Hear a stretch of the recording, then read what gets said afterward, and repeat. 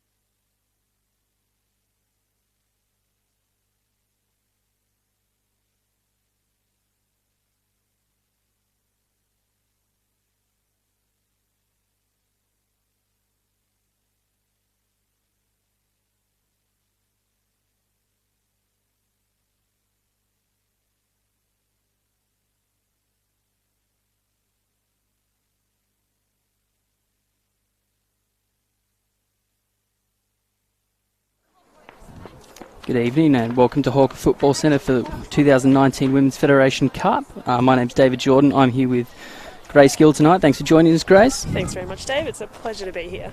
This is our third Federation Cup quarter final. 2 games last night with Canberra FC. Grace, your mob putting 14 goals past the UC Pumas at Deakin Stadium, and Woden Western 4-0 winners over Gungahlin United. Good win for your side over there, Grace. Yeah, pretty solid win for CFC last night. The UC Pumas are a state league side, so it's always going to be a bit of a challenge for them stepping up into the Premier League competition, but credit to them where they did try and play football. I think our side was just sort of a more experienced side and was able to capitalise on a number of our opportunities. Absolutely. Having a quick look at tonight's teams, Belconnen United taking on the Canberra United Academy. Belconnen coached by Anthony Jagaranek in his 10th season at the helm, lining up from the back, Sally James in goals, back four of Bronte Pike, Karen Clark, Jessie Rushart and Catherine Brown. In midfield, anchored by Michaela Day with Caitlin Munoz and Leah Carnegie, and then up top we've got Alexia Fauna, Nicole Jalocka and Steph Hedich. That's an experienced midfield there, Grace. Yeah, most certainly is, and we've seen sort of Mickey Day in that position and holding six for a number of years now, and even just recently at this start of the season, such a solid foundation player in there for Belconnen, and seeing the likes of Caitlin Munoz return to the side is always going to bolster a team. Now moving over to the academy, coached now by Heather Garriock as part of her re-signing with the Canberra United's W League side.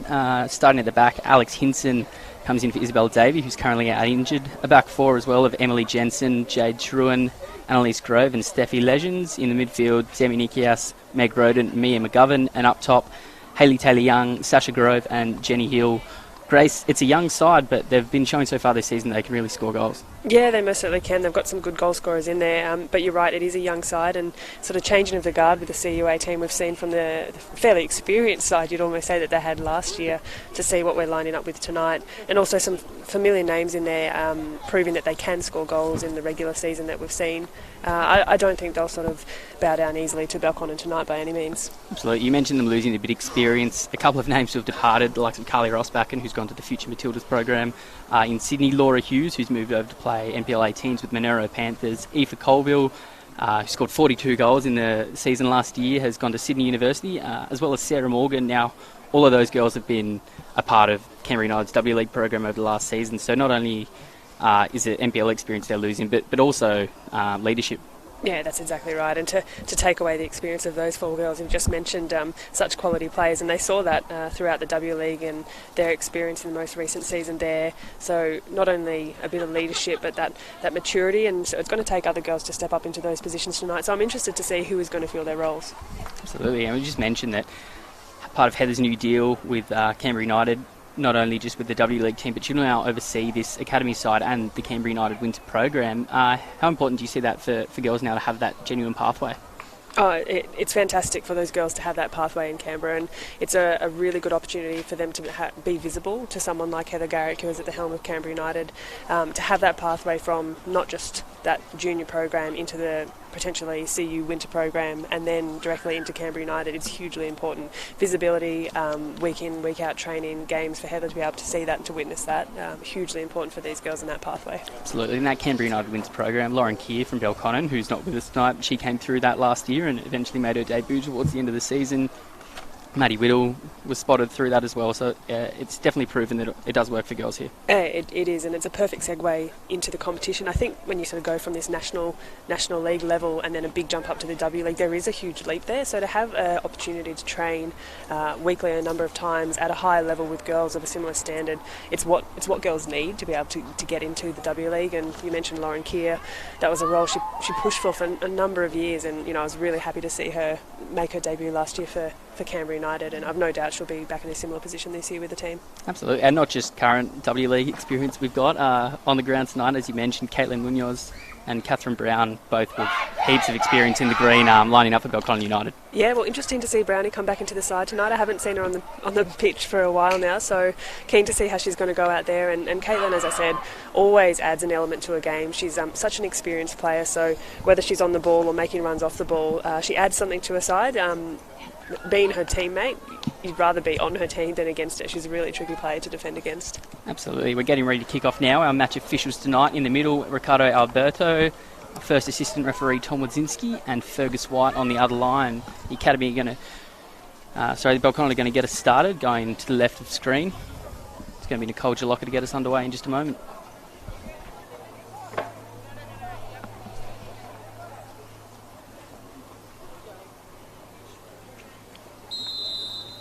Right, underway in our third Women's Federation Cup final. Day just plays it back to Karen Clark in the back line. Belconnen will be looking to move it around early. They had a fast start on the weekend. I think took Gungahlin by surprise a little bit with 4 goals in that first half. And while you saw them in round 1 where they struggled to score, I think they've started to find their boots early in the season. Yeah, and they'll be that kind of team to look to push forward early. A very experienced side, and as I said, they won't be taking this academy side lightly tonight. They'll be looking to put pressure on them early, I expect. Absolutely, an early corner here for Belconnen United. Steffi Legends taking the ball off Catherine Brown. Lee Carnegie going over to take the corner.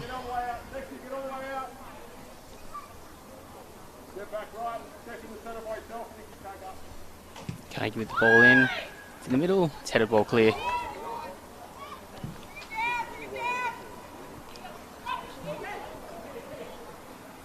Neo's doing well to hold up the ball down in the corner against young Emily Jensen.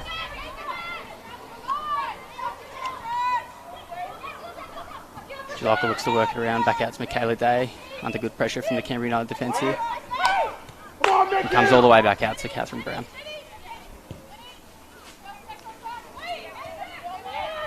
Yeah, and well done in there by the Canberra United Academy, just to force them backwards. Sort of didn't dive in, didn't put unnecessary pressure on the girls, and turning around and making Belconnen go backwards is a good move by any team. Absolutely, they've managed to force them back all the way over halfway, and there's now a turnover in midfield. That's really good pressure on the ball.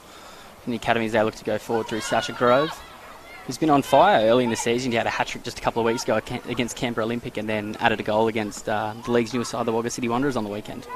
Yeah, and I think she's one of those promising young players that might look to take one of those roles that have been vacated by the girls who have moved into state and into the Sydney Uni, as you mentioned earlier on. She's got a real opportunity to step up and lead this team of the United Academy this year. Absolutely. Her and Hayley Taylor-Young have combined for all but one of Canberra United's goals so far.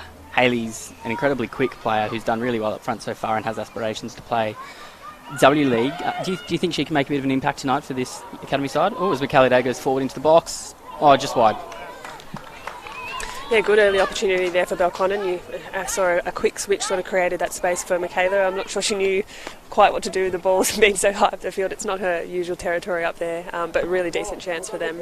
But yeah, you've mentioned Hayley Taylor-Young. She started the season really well, really good mind and good eye for goal scoring, and she proved that in the Olympic game a couple of weeks ago.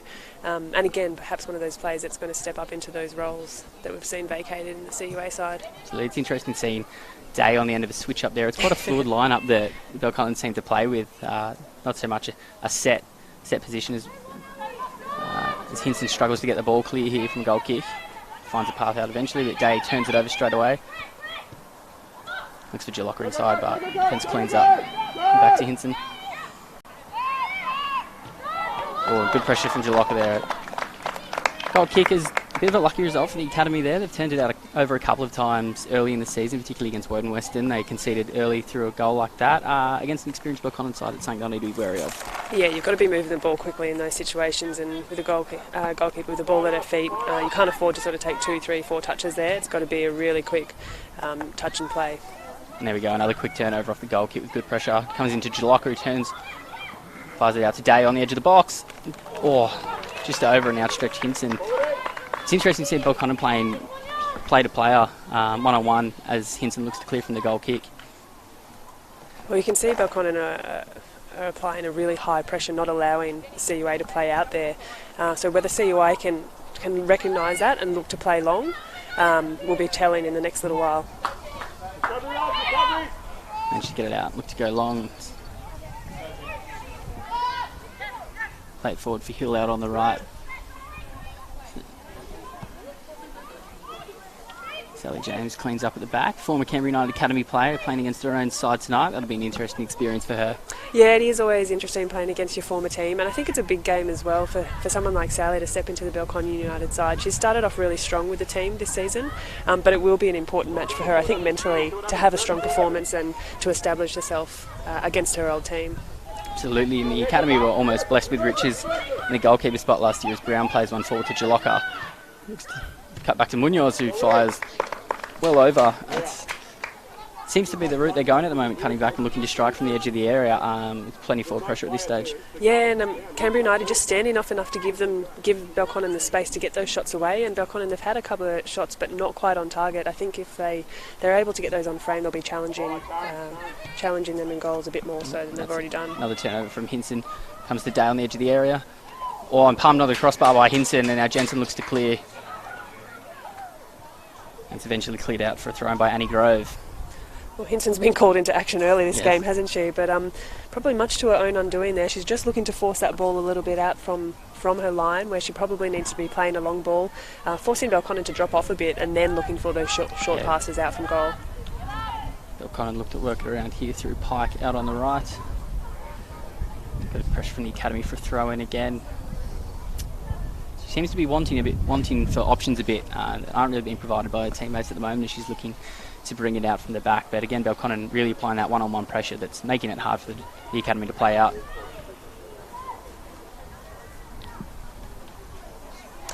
Yeah, most certainly, and as I mentioned just before, it's something that you hope that the team is able to recognise. I completely appreciate that they're looking to play that style of football, looking to play out wherever possible from the back, but you do also need to be able to read the play, read the field, see that high pressure is applied, and as just mentioned, if you look to go long a couple of times, Belconnen will invariably drop off and those spaces will open, but at the moment, Canberra United Academy just forcing things a little bit too much from that back line.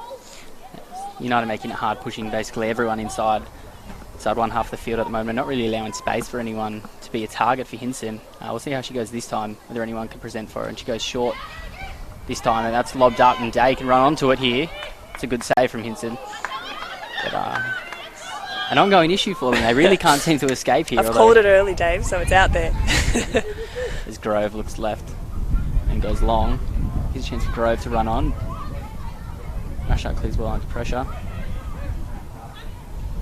Now Demi Nikias can pick it up in midfield, but only as far as the sideline, and Belconnen will reset and come at the United defence again.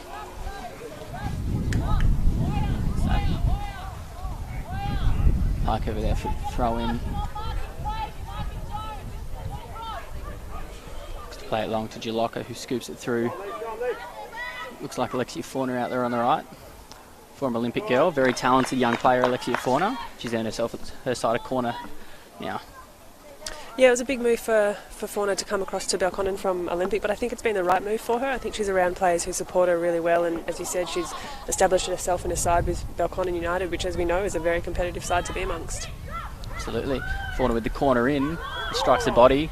Belconnen appealing for handball, nothing doing, and it's cleared out the near side for a throw in. Carnegie will come over to take the throw now. Actually, she'll give it up to Catherine Brown to take the throw in. Brown's got options short. It's going to look long into the box. No, she's not. And she's going to play it with her feet. Back out to Carnegie. Plays the ball in. Fauna was waiting, but it's well cleared in there by Emily Jensen. Now Sasha Grove, and he'll look to pressure the Belconnen defence. We'll kind of work it out well again through Pike out to the right, but that's well charged down by Taylor Young out there on the far side. A promising young touch football player, I'm told as well, Hayley Taylor Young. Is that right? Representative player, but I believe now, under the tutelage of Heather, she's very much looking forward to making an impact and going all the way through the W League. One of those young athletes, impressing across a number of codes. Munoz works it back out to the back to Clark. Back across the Bronte Park out there on the far side. Sorry, not Pike, Rashard. He looks for Pike now, but Hayley Taylor Young intercepts. Good pressure here from the academy. Who will look to close down Brown.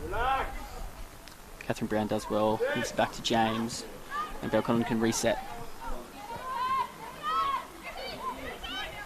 Day brings it wide to Brown. Ball in. Inside the Steph Headich there. Out wide to Pike, who works it back again to Rashard.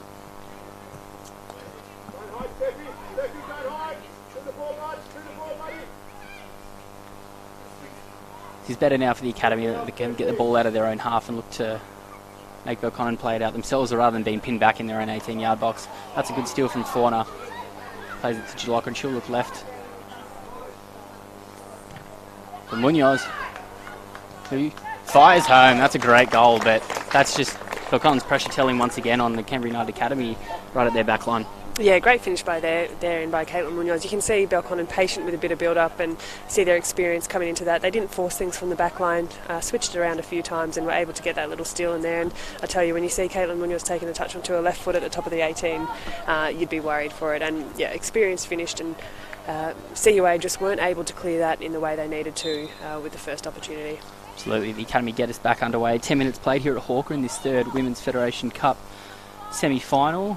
One of Belconnen United and the Academy looking to join Woden Western and Canberra FC in the semi-finals, with one more match to come next week. Tuggeranong United and Canberra Olympic. That'll be an interesting matchup. Tuggeranong finally getting a win on the board last week in the National Premier League's women's competition.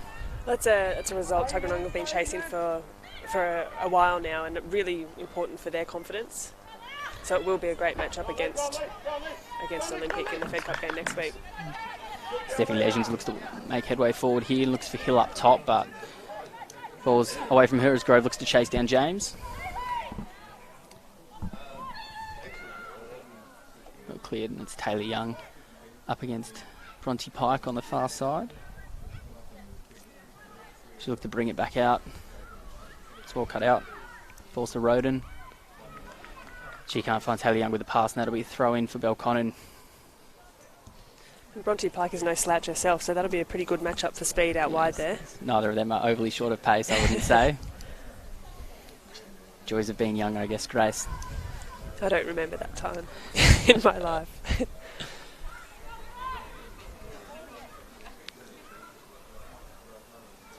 Pike with the throw in. The Academy pick up the ball now. It's McGovern looking to play it across. Mia McGovern was in some doubt for this game with a hamstring injury, and then after twisting her ankle at school yesterday, but Belconnen's own Michaela Day cleared her of any serious damage ahead of the game today. Is that a conflict of interest there? Or? Some might say. See No, Michaela that's Day good. in a number of club polos That's right, this year. that's right. No, good to see that she was able to make the park tonight. Legends plays it to McGovern, back to Legends. Now she looks McGovern to turn in midfield, but it's all stolen by Day, who can turn and look to send Belconnen United forward once more. The free kick, it's McGovern brings down Michaela Day just in front of the Belconnen United bench. Don't think the CUA parents are too happy about that call either. You might have been able to hear just through the mics. It's a very passionate bunch of supporters have here as Brown looks to play it into Jalocka, who's turned away from goal. And the ball spooned up in the air, now in the box, but that's well clear with the header. The Academy really relying on the counter when the ball spills out of their own defensive area at the moment. Not really able to construct any sort of attack in the attacking half as yet. No, you're right, Dave, and that's going to be a hard ask for them. Given the experience of the Belconnen defensive line in the way of Karen Clark, Jessie Rashart, they're such experienced campaigners, and it's really hard to pick them apart. Here's a chance for the Academy to work something in the half field now as Nikias is brought down. She's standing over the free kick and comes out to Legends. Plays it back to Jade Truen, who's back in the side now after an ACL injury she sustained last year. Never a nice injury to get, particularly as a young star, but she's recovered well. Scott O'Donnell referred to her earlier in the week as one of this team's leaders, so it's great to see her back out there as Legends goes forward. Yeah, I'm really pleased to see Jade Truen back out there. I had a chat with her a couple of weeks ago, and she's feeling good, she's feeling in fine form, and really pleased to see her back out on the park. Day looking for Jalocka. There's a clearing header from the back there. So the Academy look to work it out through McGovern. Looks back to Truen. She'll look to swing it left. Emily Jensen. Another young girl out in the park who's not short of pace tonight. Emily Jensen held her own in a couple of scrimmages with Canberra United while she was doing data analysis. Grove is dispossessed well by Rashad out there on the left. A chance for the Academy to reset at the back now. The first real sign there is of impatience there from Belconnen, just going a bit long, a bit restlessly, but just really need to do what they do well, which is hold on to the ball and build up where they can. Absolutely, and I think that's going to be the Academy's route into this, is to frustrate. As Jalocka goes from a long way out and Hinson just keeps it in well off the line there, but Belconnen happy to settle from shots from distance at this stage. Yeah, and why not as well? What a great effort there by Jalocka, and Hinson able to fumble that just out of the goal, but otherwise that was going for upper 90. Absolutely, as we mentioned, Alex Hinson stepping in for the injured Isabel Davey. It's a bit of a blow for the academy with Sally James leaving to Belconnen, and then Izzy Davey struck down with injury. Both very talented goalkeepers, but Hinson doing an admirable job so far tonight as we hit the 15-minute mark of this outing. Which has had plenty of work to do so far. Absolutely. Academy looking to work out through this Belconnen press again. Now they find McGovern in midfield. Look left for Taylor Young. Now for Jenny Hill. They're in the middle. See if they can put something together here. McGovern swings in a ball. Fortunately, no one in the middle there. Don't know that Route 1 into the area is going to bring too much joy for the academy tonight. I think quick keeping it on the ground is much better suited to a forward line that features shorter girls like Sasha Grove. Well, with the exception of that final pass there, it was probably the best bit of build-up play we've seen from the academy tonight. But as we did mention, experienced campaigners at the back, they're hard to break down. Absolutely. The ball comes forward to Jalocka here. Truan forces her away. Back on. Now the ball comes out to Legends on the right here, and the academy can look to move forward. It's really been their problem so far is hanging on to it. One wonders whether they just need to slow it down a bit and hold on to the ball at the back. That's a handball there as they look to go forward in space. Yeah, definite handball. Disappointing. Disappointing though, they were making a bit of a breakaway then. It looked promising. But you can't deny that one. The ref's got that right there. Plenty of space for them there as they get through that kind of front line of the Belconnen press, and that's where they might have some joy. If they can play it out from the back, hold on to it, and then turn and see what's upfield, Grace. Yeah, most certainly. There is that space in the midfield, and as they break through that first line of defence, they are finding a bit of space, a bit of room to move. Hopefully they recognise that and they're able to use that a bit more going forward. Certainly.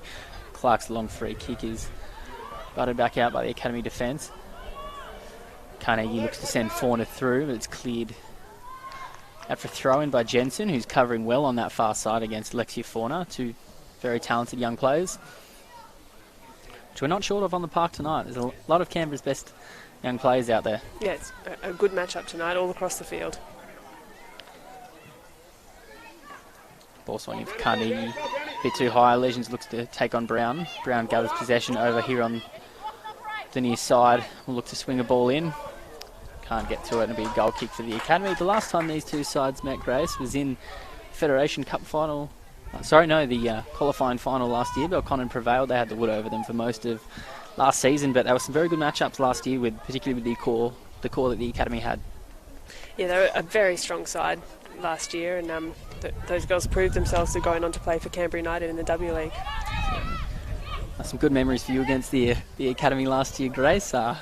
One last goal in particular. I mean, I wasn't going to bring it up, Dave, but since you've mentioned it, I do have some very fond memories of that game. So you're wondering, that was the preliminary final in last year's Women's National Premier League. A extra time free kick from tonight's co-commentator, sending Canberra FC into another grand final matchup with Belconnen United. As Pike looks to move the ball forward and cuts inside. Taylor Young, who gets it off her well, and Grove swings it back out to the left, but it'll be a throw in there as she can't get to it. Academy looking like they've settled a bit more now, Grace, than they did earlier. They're not rushing as much on the ball. They're getting their head up and looking for options, and I think that's certainly going to prove that they're way back into this one.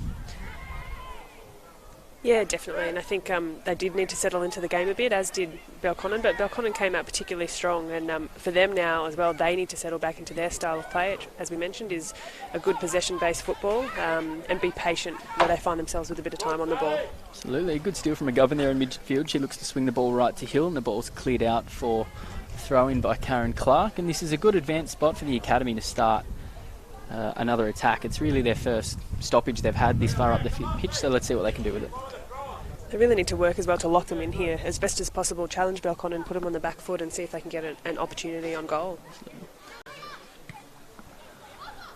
Said it's turned over, and Jalocka's now on the ball near halfway. Looks to spread it right, but that's a good tackle there from Demi Nikias in midfield. But again, rushing the pass, and now Munoz can move with it in midfield. Brings it left to Michaela Day. Truan cuts out the ball through to Alexia Fauna, and the ball's now with Steffi Legends on this right side, and she'll look to play Hill through this time, and Sasha Grove can capitalise on Karen Clark missing it. Now she cuts in from the right. Ball comes out wide, and it's a good shot from McGovern, but it's basically down the throat of James. Good for them to register a shot on goal though. Yeah, decent effort there by McGovern, and really, really good work held up by Grove. She wasn't impatient with her delivery into the box. You could see that she checked to see if she had any runners coming in, and really nice delivery. That's a beautiful pass on the outside of the boot from Fauna into Munoz. Bundles over and then picks up Demi Nikias in midfield. That's a throw in for Belconnen now on this side.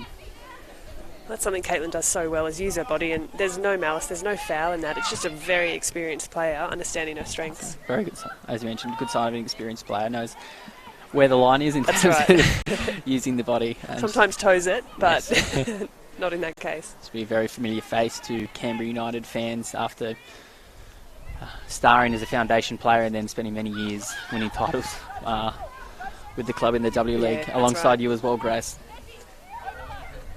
She's a great teammate to have, Caitlin, and an asset to any team that she's part of. Both as a person, as a footballer, she's anyone knows her would agree. She brings a brilliant energy to a team that she's a part of. Absolutely. Back and forth between Jenny Hill and Legends on this side, but Belconnen get the back. We'll come to Truan. Jalocca's going to put her under some pressure and she'll go back to Hinson, who'll be forced to clear as Jalocca closes down. She need to get rid of this one. Ball's coming out. So Legends under pressure from Carnegie, and she can look inside for Demi Nikias there on the ball. Sasha Grove does well to get to that ahead of Brown.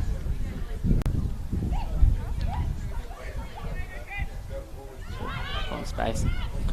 Sasha does well to get onto that one, plays it inside to Mia McGovern. That's an errant touch, and that's out to Fauna, who plays it back to Pike now, and Belconnen can once again look to build from the back. Goes back to Sally James. Comes out around here on the near side, and she'll play it back to Karen Clark on the edge of Belconnen's 18-yard area. She's got time on the ball. This is the thing that the academy seem to be doing differently, is not pressing as high as Belconnen have been doing to themselves. It's just giving them a bit more time to reset, play out from the back, and often pick out a switch or a long ball up the wing, as we've seen out of Pike. As Taylor Young gets on the ball. Looks to go around outside. Pike, who wins it and plays it back to Rashard, but can only go as far as Meg Road, and looks like out there. And Jalocca can now break through and look for Leah Carnegie, who's now through on goal. It's going to be one-on-one, a little bit wider than she would have liked. Oh, interesting choice to go with the right there. It's outside of the right boot. I don't think she wanted that on her left. Looked a little bit like she's not too confident in that left foot, and that's a bit of a let-off for the academy. You turn the ball over a bit too easily in midfield and let Carnegie get in behind their back line there. But really beautiful ball slips through there by Jalocca as well to break the academy side, and I think Leah will be kicking herself for not having done better with that shot on goal. That's one thing Jalocca is so good at, is playing in behind, and she can work in behind that defence herself, or she can play a teammate through. And just one dangerous part of this Belconnen United setup is that clearance only goes as far as Kayla Day in midfield. Now comes out to Karen Clark. Back to Steph Heddich there in the middle of the park. Clark can turn, look to play Heddich through. It's cleared out, and the academy now get possession. Sasha Grove looks to play it for McGovern, who just can't make it to the ball out wide. You can see as well Karen Clark is pushing up into Belconnen's midfield, so when they get on an attacking run there, she steps right into a sort of six role and adds to the attacking prowess that we already see with Belconnen. That's going to be tricky as well for Canberra United to manage that extra body in there. Absolutely. Academy look to work it out again through that Belconnen United press from a throw in this time. McGovern plays out wide to Hayley Taylor-Young, who look to take on Pike out on that far side. Looks to bring it inside and swing in towards Grove and Jenny Hill there. It's well cleared by Clark. Ball falls to Heddich in the middle of the park. Now to Munoz, who holds it up well against under pressure. Back to Rashard, and she'll look to Pike now. And again, the academy just allowing Belconnen seemingly time on the ball to decide what they want to do. And they'll spread it wide to Catherine Brown this time now.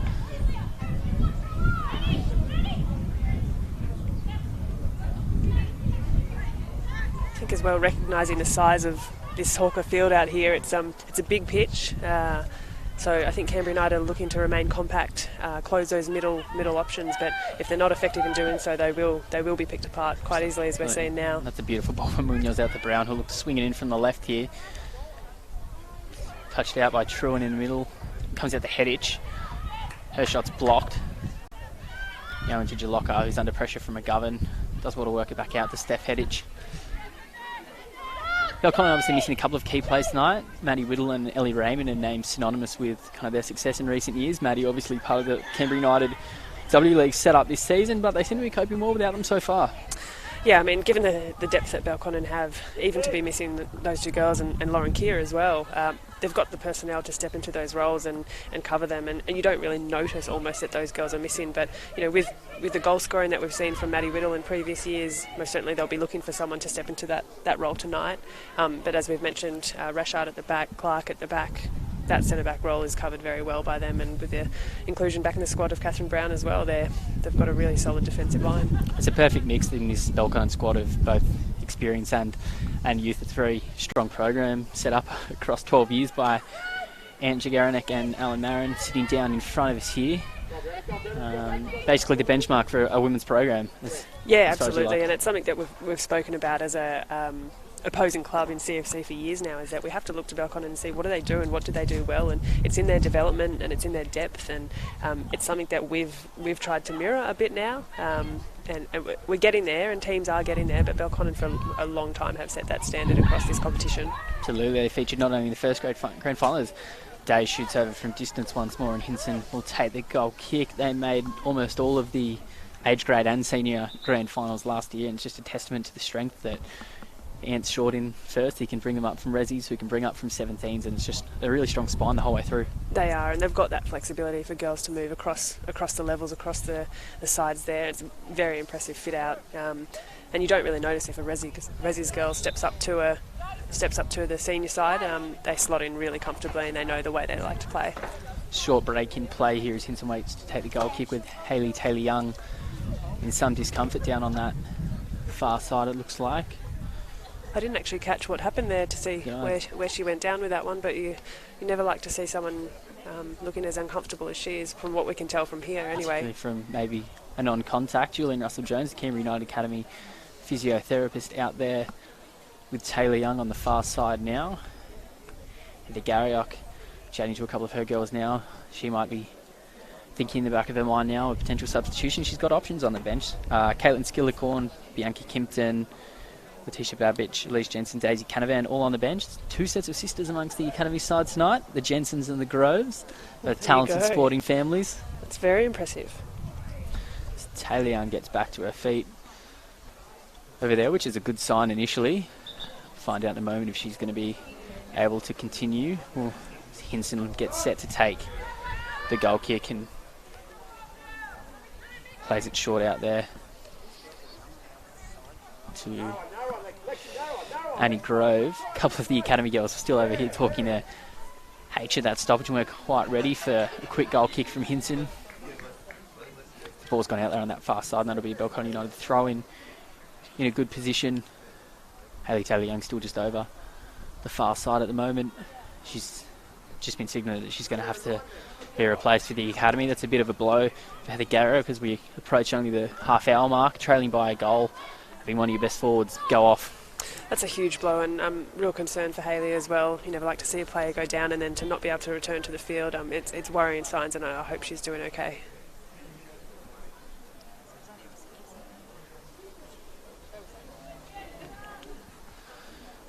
Alex Hinson goes and retrieves the ball from the 1/3 field over the back here at Hawker Synthetic.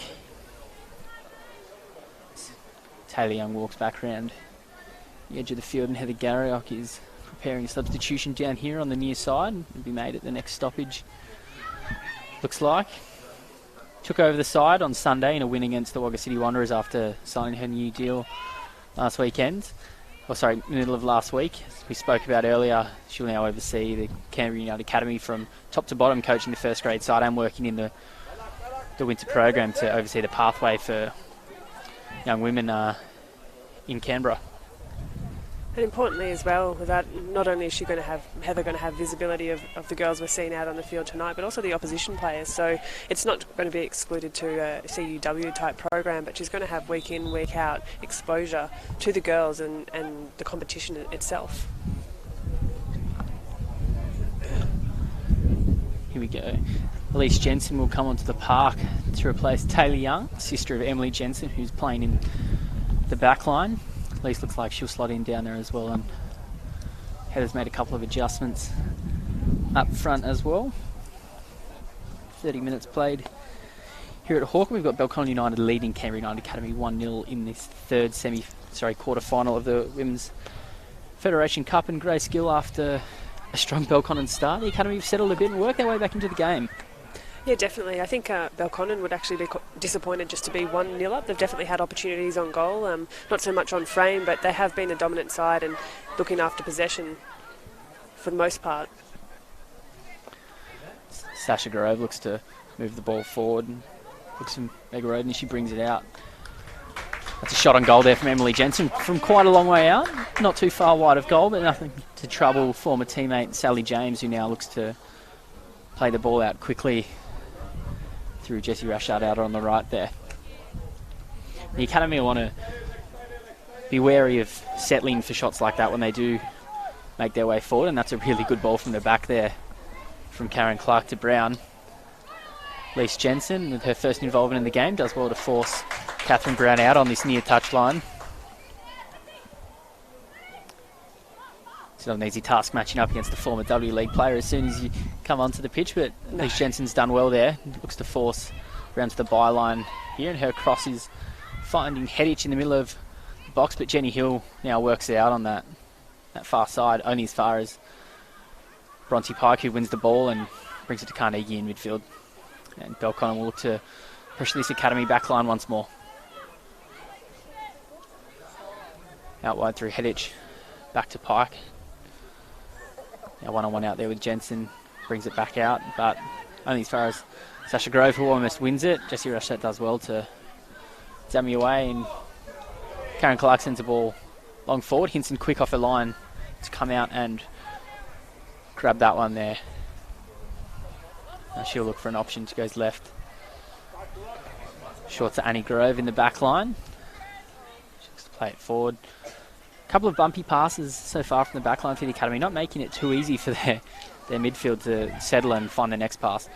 Yeah, they're certainly setting each other up for a bit of a challenge in there, and especially on a pitch like Hawke Synthetic, it's very flat, it's very hard, and if you knock a ball bouncing into your teammates' feet, you do set them up with a bit of a challenge. Absolutely. Headich looks to move forward on the right out there, going past Jenny Hill and looking for Pike down near the byline. She beats the challenge of Grove almost, but Jensen gets across, and is that? Yeah, I think the referee's called back a free kick there. I think he did try and play advantage on the first challenge we saw there on Pike, but when that second one didn't come through, we've called it back for a free kick just outside the box. It's a very dangerous position. Michaela Day is no stranger to popping a free kick, and she did so beautifully in round one last year against your side, Grace. You weren't playing that day, but I'm sure you saw it.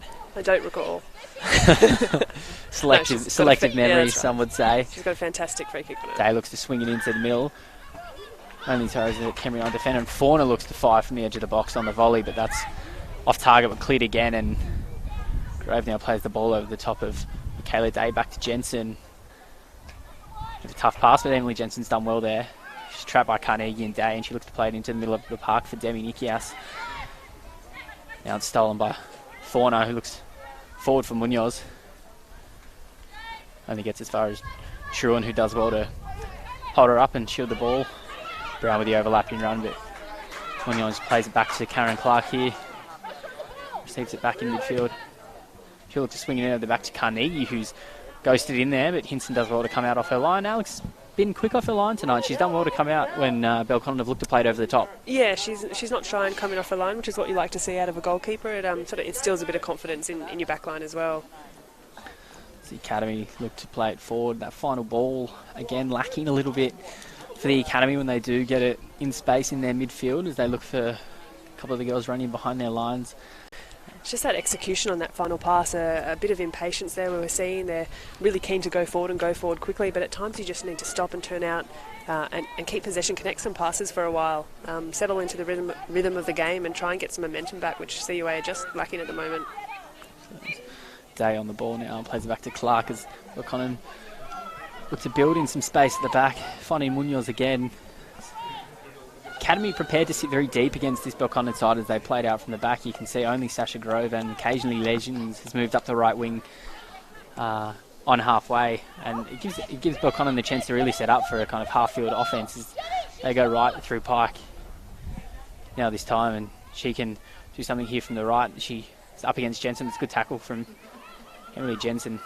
Only makes it as far as Jalocca on the edge of the area. She's forced wide by Annie Grove.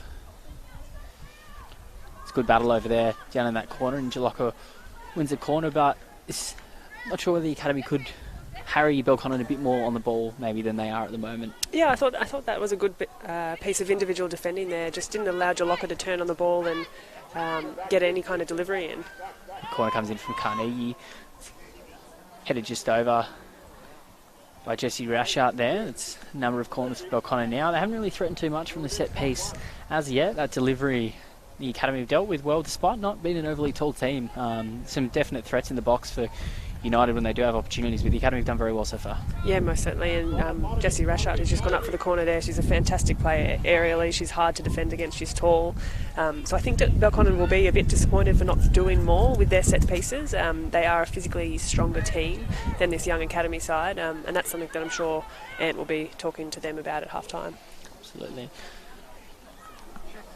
Bit of a switch up top of teams for Belconnen United.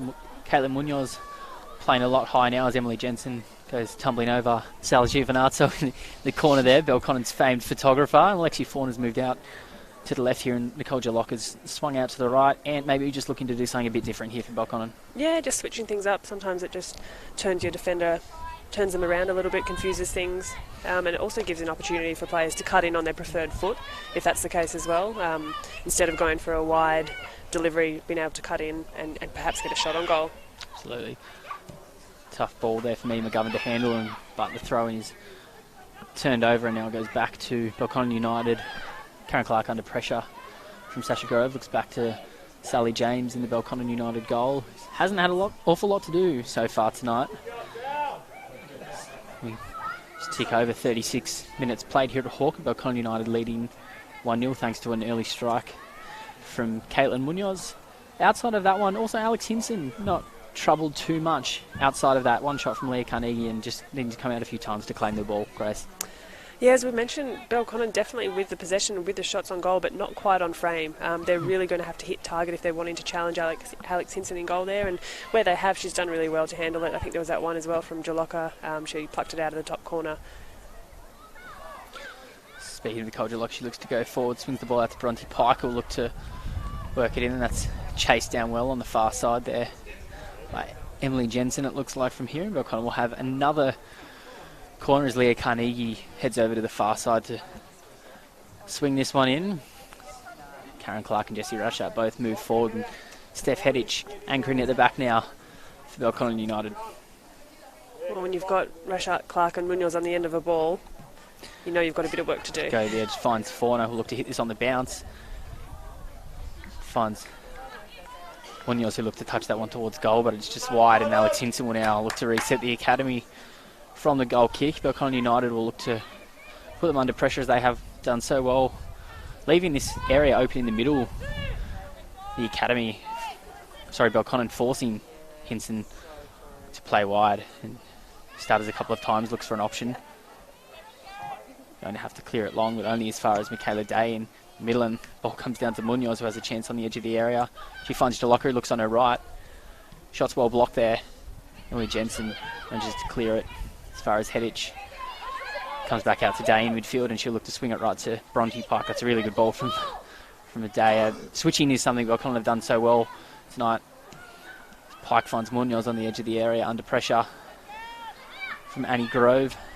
Comes back out to Carnegie, who plays a high ball in. Looking for Munoz there, who brings it down.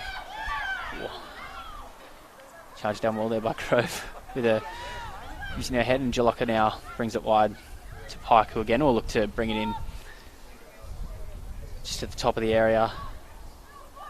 The Academy clear it only as far as the left wing though. Now Annie Grove has a bit more time to look to clear the ball. Belconnen United doing well to force pressure on the ball drop here and not allowing the Academy to really properly clear it. That's something that they're really struggling to do. Yeah, definitely. And having to absorb a lot of pressure as well, just sort of attack after attack there from Belconnen onto the academy side, and they've done well to absorb that pressure and not concede more than just the one goal. But yeah, definitely struggling with that clearance and struggling with a good clearance, and then being able to settle back into possession there. When they do clear it, we see it's going straight back to Belconnen at this point. So Belconnen United using the width of this ground very well, exploiting space behind the academy's fullbacks as Pike again goes on a run down here. Certainly covered some ground early here. Bronte Pike, as me and McGovern scuffs a clearance that goes out for a corner. She's doing a lot of running down that far side tonight, Bronte. There's a lot of runs being made down that far side, but she's doing really well and getting out wide well, getting some good touches on the ball, and we've seen a number of deliveries into the box now that have been threatening and dangerous for the United side, and Belconnen just haven't been able to get on the end of them. Absolutely, Carnegie goes across to take the corner. We'll see if they look for Fauna again at the top of the area. And she looks to swing it in, looking near Brown, and it's Jessie Rasher again heading wide. Finding targets, maybe just not making the most of it from these corners. Yeah, Jessie's done well to get on the end of that, but might be a bit disappointed with herself not to be able to again get that on frame, given it was almost a free header. Vincent plays it wide to Jade Truan, who... Let's go. Lise Jensen out here against Munoz and Steph Hedich. Munoz plays it into Hedich, who now takes on Jade Truan. Demi Nikias dropping back into that back line a little bit, and there's time here now for Carnegie, who turns and fires on her right, and that's just wide of Hinson's goal, but too often now from these short goal kicks, the academy really struggling to work it out past this Belconnen United press. It might be a conversation they have at half-time to look how to address that, to look if they go long a couple of times. They're putting themselves under a hell of a lot of pressure at the moment in conceding this possession. Clearance only gets as far as Hedich, and Munoz now on her left, and that's a really good save from Alex Hinson diving across to her left, and fired just into the side, and anyone to Culture Locker there. But some save from Alex Hinson. Yeah, that's a fantastic save by anyone who's been on the end of a Caitlin Munoz shot knows the sting and the venom that's behind it. So brilliant save there by Hinson. Really well done to parry that one out. I believe Grace Markin attests to the strength of a Caitlin Munoz shot. There's a famous story of her attempting to catch an on-goal bound effort from Caitlin Munoz, breaking her arm as a ball kid at McKellar Park. I'm sure it's a fond memory for her. Sort of thing that makes you want to play football. That's right. Actually, I believe it's Gracie Marr's birthday today. There you go. There you go. Happy birthday, Grace Marr. If you're watching, I'm sure she is. Academy. Not many places I'd rather be on a Thursday night than Hawker Football Centre ahead of the long weekend. Fauna wins the ball over on this near side. A couple of minutes left to play until half time here. Well, as far as Canberra goes in April, it's actually a beautiful Canberra night here. It's not too cool by any measure, and I think the girls will be quite comfortable. Absolutely, quite a nice night. There's calls for a handball here, and Kato Alberto's given a penalty. This ball has struck the arm of, I think, Annie Grove there. Belconnen looked to go forward, and that's an unlucky break for the academy, but telling of the pressure that Belconnen have put on them ahead of half time. Yeah, and I think the referees made the right call there. It was a definite handball, just really unfortunate, and of course no intention behind it. But the rule is that, taking away any of that question around hand to ball, ball to hand, it's the right call. Munoz will step up to strike this and pops it into the bottom left corner, sending Alex Hinson the wrong way, and they've scored basically at either end of this first half. But you'd say that 2-0 is a fair scoreline given the balance of play so far, and Belconnen might be disappointed not to be further ahead. Yeah, I mean, really experienced finish there by Caitlin. She's put a few penalties away in her time, and that one was no different. Unfortunate time for Canberra United Academy to concede this late in the half. You never like to concede a goal just before half time. Belconnen, I think, will be disappointed at this point in the game not to be up more than 2-0. I know that they've had the chances and they'll feel that in themselves. And I think that's something they'll address at half time. Absolutely, that second goal now gives Belconnen maybe a chance to sit back a little bit and not feel the need to attack as more with a bit of a buffer, although there are many people, as Hinson claims, that cross from Munoz, many people say 2-0 is the most dangerous scoreline in football. It is indeed a dangerous scoreline, and knowing Belconnen, they won't rest on their laurels, and they'll be really pushing for a number of more goals in the second half. I don't think Ant will allow his side That's to get right. too comfortable. Does he ever? Very different second half they had on Sunday against Gungahlin United after scoring 4 in the first, just adding the 1 goal in the second half. But again, a very fast start there in that outing, and it's proving to be something they're very capable of, is getting out of the blocks and really surprising teams with a goal or two early, which they did tonight. Kayla Munoz scoring in the 10th minute after she was sent through and fired home, and now a penalty again just in the 44th minute as we approach half-time. And Grace, what do you think Heather Garrick needs to address when she heads into the rooms at half-time? I think she'll be talking to the girls about putting themselves under a bit of unnecessary pressure. I think Belconnen, a very experienced, quality side, but in a lot of situations we're seeing Canberra United give the ball away really easily, hand over possession, and putting themselves under the pressure, actually more so than Belconnen creating the pressure. So I think that's something they'll address. And just a bit of patience in that final pass, that when they do get possession going forward, just hold on to it and be a bit more patient with the play. Absolutely. They've been putting each other under pressure with some of their passing, quite a lot of bouncing efforts here. As you explained, this Hawker surface isn't overly forgiving. If you do bounce a ball, it will basically keep bouncing, as another misplaced pass from Meg Roden in midfield. It's picked off by Belconnen, and Michaela Day will push forward here to Jalocka as Belconnen potentially look for a third on the stroke of half-time. Jalocka racing into the box. She's shut down well there by Elise Jensen, it looks like, and now Legends can bring it up. Steffi Legends playing a bit high now after Hayley Taylor-Young was forced off. It looks like the academy shifted Jenny Hill across to that far side. Legends up to the right wing, and Elise Jensen now playing at the back. And as the half-time whistle, Belconnen heading into the break 2-0 up. Belconnen obviously with most of the play in that first half, but as you mentioned, they might be disappointed to not be up further up with some of the chances they created. Yeah, most certainly. I think that's something that Ant will address with them going into half-time, capitalising on opportunities. They've most certainly had the opportunities. 2-0 I wouldn't say is an unfair indication of the game, but I think they'll be disappointed with their efforts on goal. And on the flip side of things with Academy, as we've just mentioned, just not putting themselves under so much pressure and playing the football that they know that they can play and that they are trained very well to play.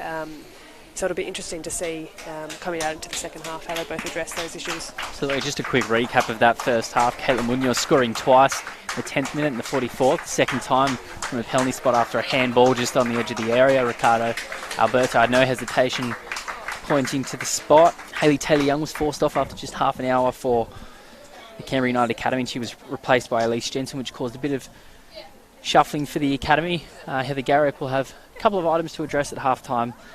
We'll be back shortly with the second half here at Hawker in this third quarter-final of the Women's Federation Cup.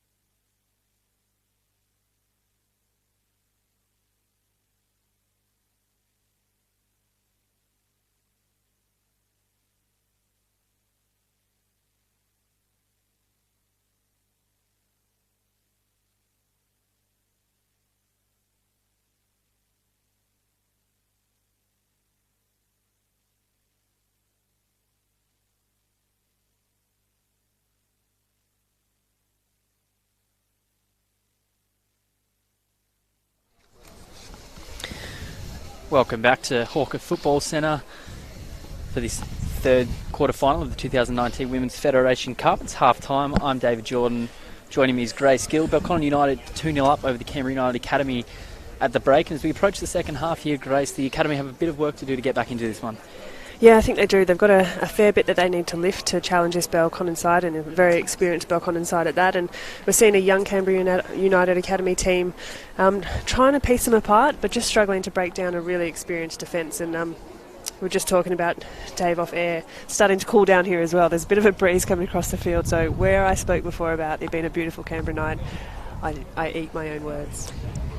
We're rapidly approaching the famed Anzac Day, where everyone in Canberra switches on their heaters. And I'm holding strong until then. My heaters are still off. Oh, my panel heater at home is still sitting down the storage cage. It's yet to be brought up, but I dare say if this breeze keeps up, it might be making an appearance sometime during next week. So the Academy are out here early on the pitch, waiting for Belconnen, who now look to be coming out of the rooms, and they'll come straight out onto the pitch with our match officials to get going for this second 45. Heather Garriock just having some last words, and Eddie Senatore chatting to me. McGovern has played well so far in midfield. She's turned the ball over a couple of times. However, the Academy that's one area they've struggled under pressure from Belconnen United. And that's arguably something they really need to work on in this second half, is ball retention and not letting themselves kind of fall to that trap of the pressure that United are creating.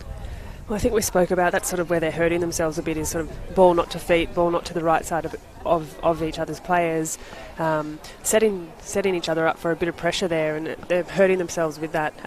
But you did mention McGovern there. I think she's had a good first half, and she's always looking to get on the ball, which is what you want from a player in that position. And I'm seeing a really good link up as well between her and Sasha Grove. They connect really well in the field. You can see they've got quite a good playing relationship there, and that'll be something that they need to grow on to pick apart this Belconnen United side tonight.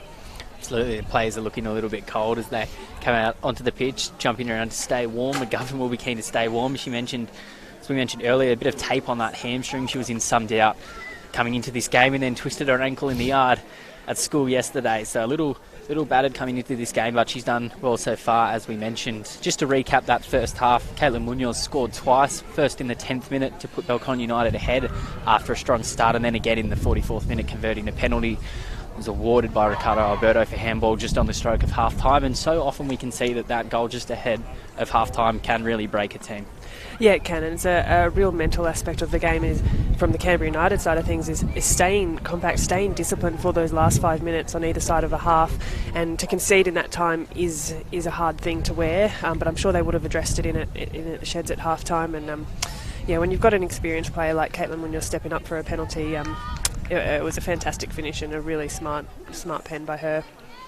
Absolutely, the Academy looking to get us underway. Sasha Grove plays back down to Emily Jensen. Belconnen United quickly on to shut them down. The ball now out with Bronte Pike and Grove. Sorry, not Sasha Grove. That was Meg Roden on the ball there. Now finds Sasha Grove, and United again close them down. The ball will find its way to Alex Hinson, who did well in that first half under a little bit of pressure. A lot of it collecting long balls. One save spectacularly to her left from Nicole Jalocka. The Academy look to move forward. She's done well deputising for Isabel Davey tonight, Grace.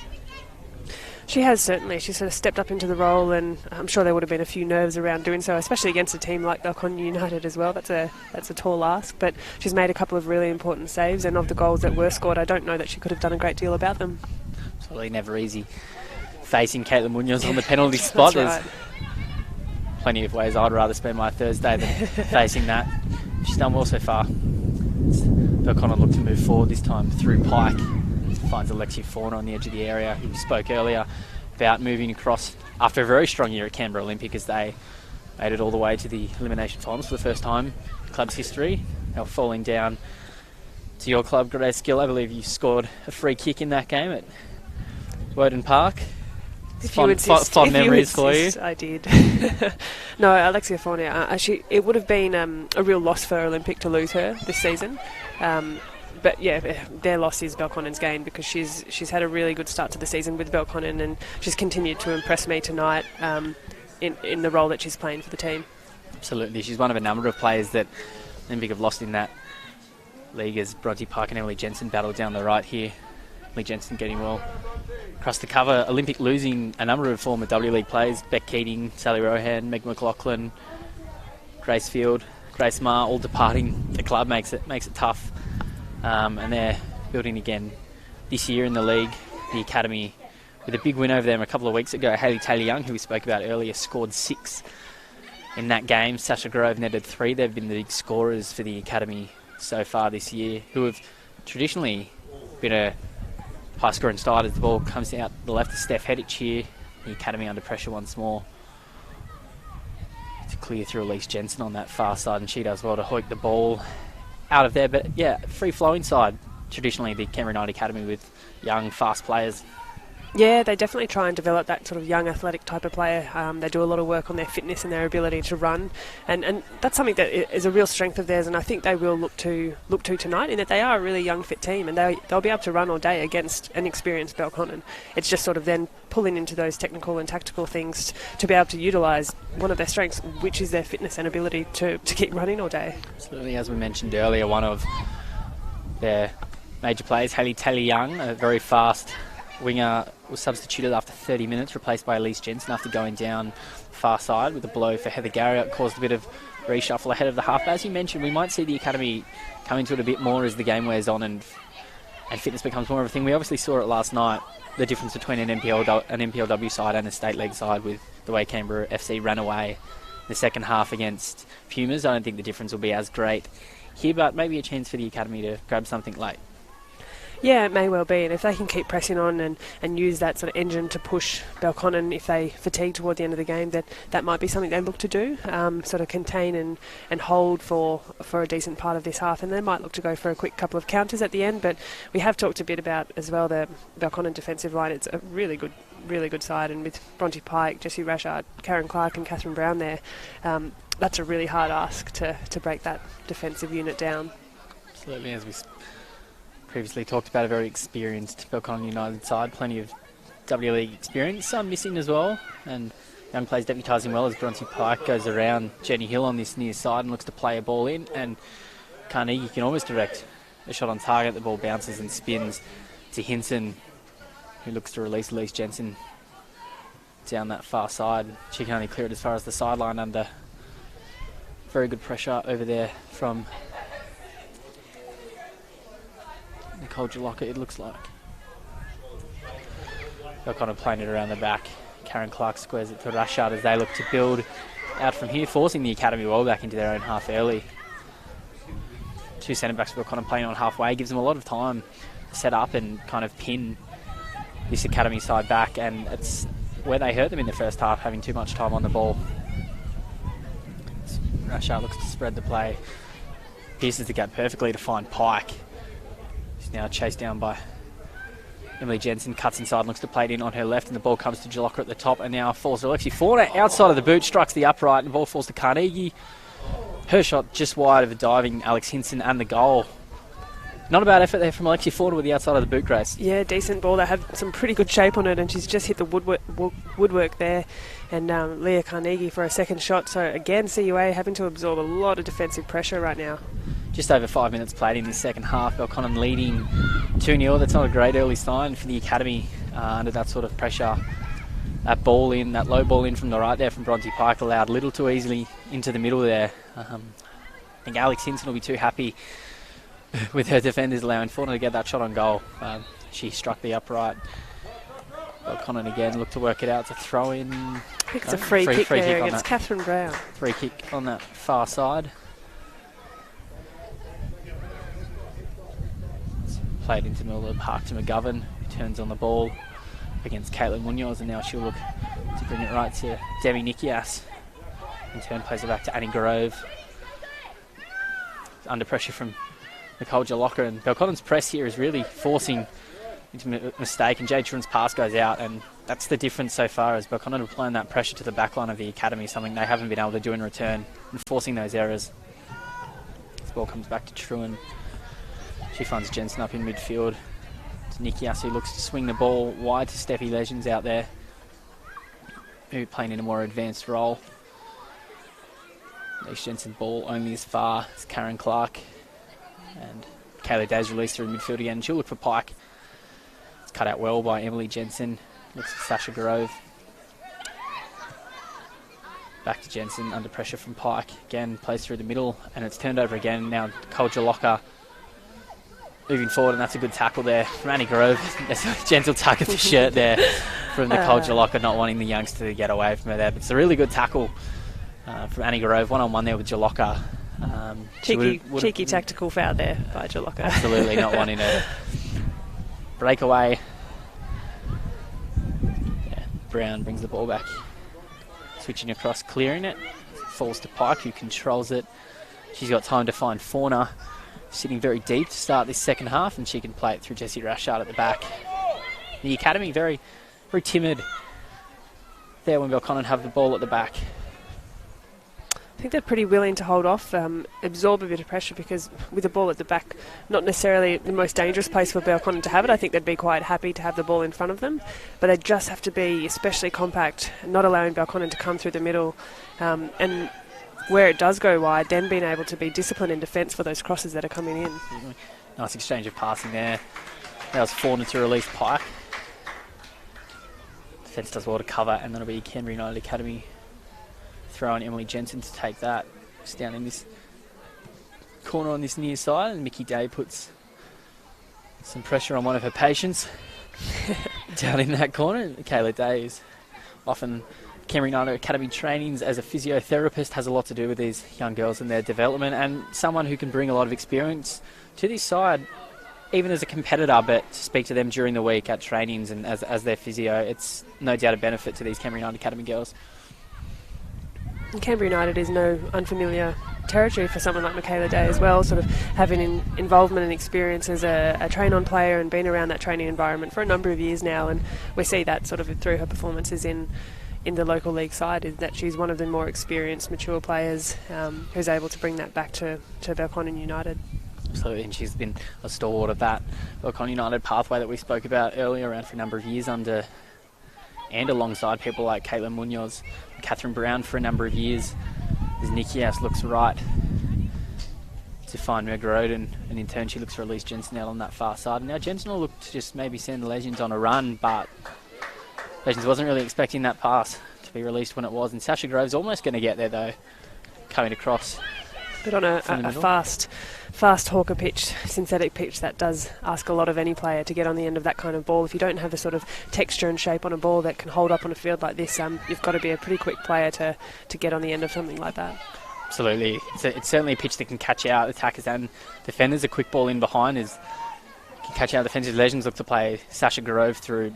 Rashak gets across well to cut that off from Grove's touch. And Sally James clears only as far as Lise Jensen, but Catherine Brown can now pick up the ball in midfield. Belconnen very deep here, not as high as they were in the first half. It allows them to work it out a little bit. Fauna plays it inside to Mickey Day, who now sends Leah Carnegie scuttling towards goal. Lise Jensen does well to cover. Just clear out towards that sideline and finds Legends out there.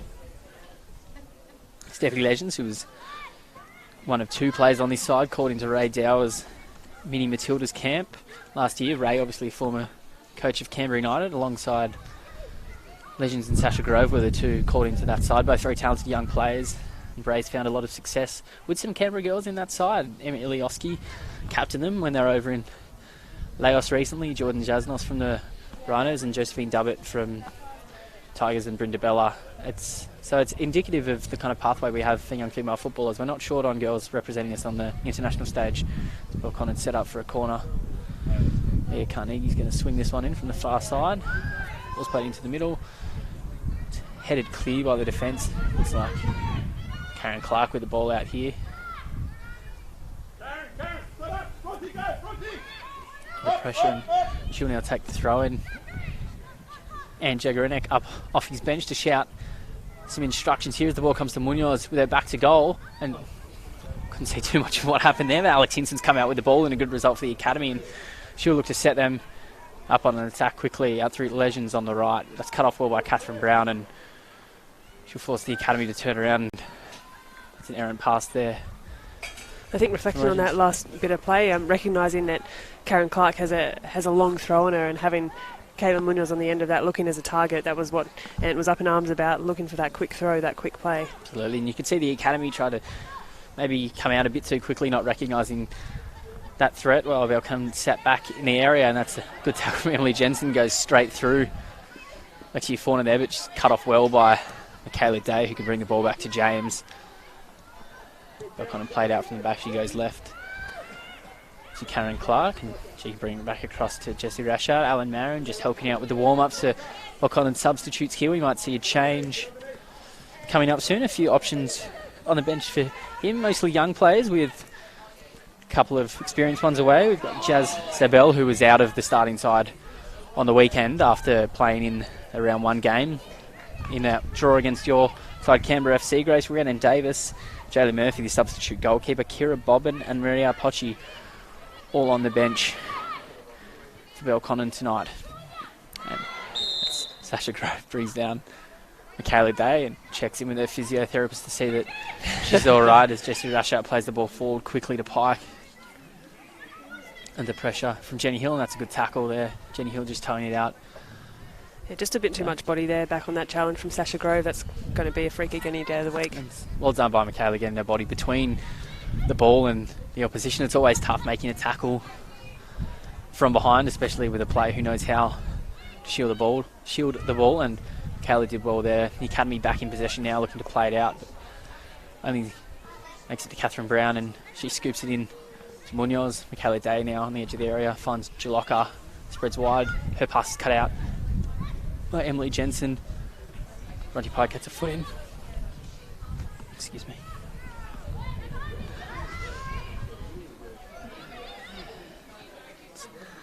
Bit of rinse repeat here for this. Munoz takes a shot and fires wide. Again, that dangerous left foot proving a threat for Belconnen United. Bit rinse repeat for the academy defence as they, try and get it out to their midfield and turn it over before they can really get it to the halfway line, and Belconnen just able to kind of send it back into players with their back to goal and put pressure on. Well, Belconnen have worked out that it's effective to apply that high pressure to them, and Canberra United still looking to play out under most circumstances. Ball comes out to Hinson.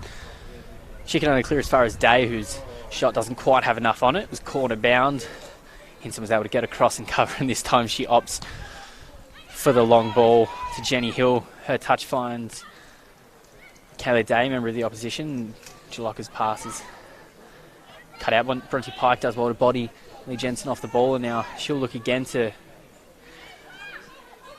fund Michaela Day. And Munoz very high. Once again, slightly more advanced role as the ball comes to Carnegie.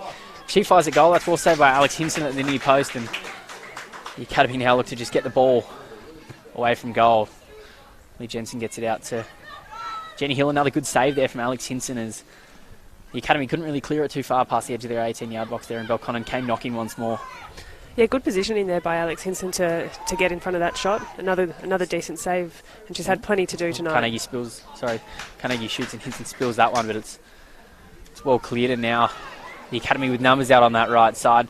They're going to look to switch it though, and leaving Hill with a bit too much work to do there to get to that pass, and James comes out of her area to play the ball. It's Michaela Day.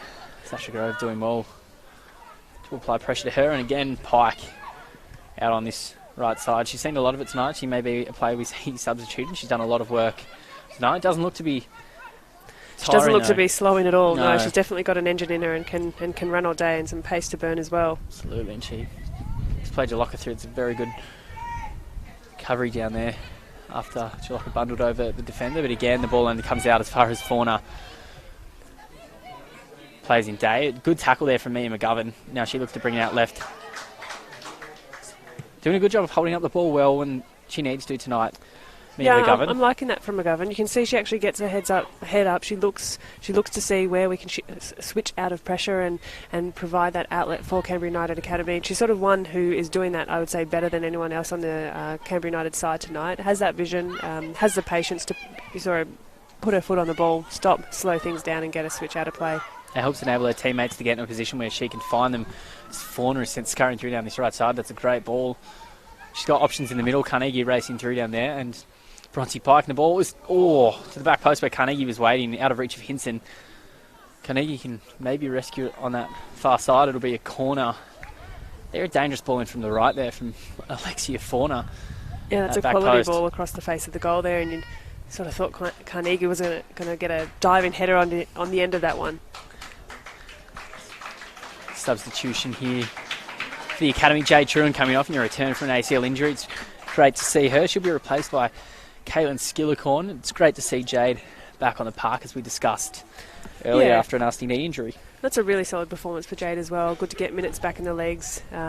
Good to get confidence back on this pitch and confidence back into her game. And I think she's a real leader for this team looking into the future. Absolutely. And synthetics can often be associated with knee injury, so great to see her back as Carnegie looks to swing in this corner. It's a high one. It's found Pike and now rush out the back post, and it comes out as far as Fawn, who shoots and just over the top of outstretched Alex Hinson and the crossbar. That's another good opportunity for Belconnen United there, and that's really the dream, getting a perfectly rolled ball out to you just outside the 18 and having the opportunity to line up over the top of that. I'm sure Fauna will be disappointed she wasn't able to get her head over the top of the ball and lace that one in, or even just side-foot it into on frame again, is what Belconnen United really need to look to do. Absolutely. And substitution here is Jazz Zabel enters the fray for Belconnen United, replacing Steph Hedich as we enter the final half hour of this one. A solid performance from Steph Hedich in a starting role tonight, Grace. She's a smaller player, a younger player, but she's done very well out there against the Academy. Yeah, most definitely. I don't think she's exposed herself at all out there. I think it has been a really strong performance for her. I think she's held her own, and brilliant to see her get a start on a really competitive Belconnen United side. She should be really pleased with her performance tonight. Absolutely, never an easy side to break into. Played a couple of different roles tonight, up through the midfield and then also deputising at the back when her defenders went up for a corner. I think Ant will be pleased with her. It's their first change of the night. Canberra United Academy made 2 so far. Hayley Taylor-Young replaced after half an hour by Elise Jensen, and more recently Jade Truan coming off to be replaced by Caitlin Skillicorn. He swings in another corner for Belconnen United, finds Clark at the near post. That's hit again by Munoz, I think it is, and the ball comes down to Catherine Brown at the back post. It's somehow cleared off the line. A fray of bodies in there as a bit of a kerfuffle on the goal line as Fauna looks to shoot from distance. That's wide of goal. Bit of a scramble there for the Academy defence, but they escaped. Again, absorbing a great deal of pressure there, and balls scrapping around everywhere. They've done well to keep that one out. It's a good job there by the defence to keep it at a 2-goal margin as we approach 25 minutes left in this game. There's still a chance for the Academy to get back into this one. They do have work to do. They've hardly troubled Sally James so far in this second half, and obviously they're going to have to do a bit more than that if they're going to get on the scoreboard. Emily Jensen running hard towards her own bench, looking to keep the ball in there. Excellent work rate from her tonight, up and down this flank against Bronte Pike, Lexi Fauna and Nicole Jalocca different times. Lexi Fauna looks to body Annalise Grove off the ball. Referee just hanging on there. Annie Grove ends throwing under pressure from Fauna. There's some pretty strong pressure there as well, and a couple of appeals there for a... Oh, yeah, no, there's the free kick, I think. There it is. Correct, Emily Jensen will take this free kick. But you did just mention Emily Jensen there, and I've been really impressed by her intensity on a couple of occasions. You can see she's trying to lift the team, and she's trying to lift the momentum of it. Impressive to see that. Just one that we might see as part of Heather Garriock's winter setup this year. She helped out Cheyenne Gervin with data analysis and GPS work over summer with the W League squad, helped with a couple of scrimmages, particularly during international breaks with people away, and more than held her own against a very talented squad. So maybe that's someone that we'll see progress through that pathway with Heather now as her coach. It can only really help a young defender like that, having someone like Heather to work with on a day-to-day basis, really. Yeah, exactly right. And we've mentioned earlier as well, the visibility and weekly exposure to that training environment is only going to prove beneficial for her. Absolutely. Pike's managed to keep that one in, and she heads baseline now under pressure from Annie Grove. Still Bronte Pike, and she brings it in. Demi Nikias manages to knock that one out at the near post under pressure for another Belconnen United corner, which they haven't been short on tonight, yet to capitalise on a set-piece opportunity. But after that last one, it feels like a breakthrough may be coming with the Academy being forced under a lot of pressure at those stoppages. And it is a real strength of Belconnen United's as well, these set pieces. So really unusual, really, not to see them capitalise on one of these opportunities. So as you say, I think I agree, Dave, there's one not too far away for them. It's kind of, he brings the ball in from the right, and Rasha looking to get a head on that one, just over the top of her, and Catherine Brown now pressuring Elise Jensen on that far side. The Academy managed to clear, and it comes out to Sasha Grove. It's out on a little bit of an island by herself, but she finds Legends, who knocks it inside, and Sasha Grove can carry the ball towards goal. Looks to release Jenny Hill down the right. She's battling one-on-one with Fauna over there in that far corner. Brings it back out to Legends, who plays it again to Jenny Hill. Calls her offside from Kayla Day in the middle there. It's been forced to recycle this one a little bit. Belconnen did well to suddenly get everyone behind the ball there, and the Academy now forced to play it right back out to halfway. Elise Jensen out there on the right plays it to Steffi Legends, who looks to go around the outside of Fauna. Alexi Fauna, very good user of her body, and gets it out for a corner for a young player. Alexi Fauna, someone that uses their physicality very well.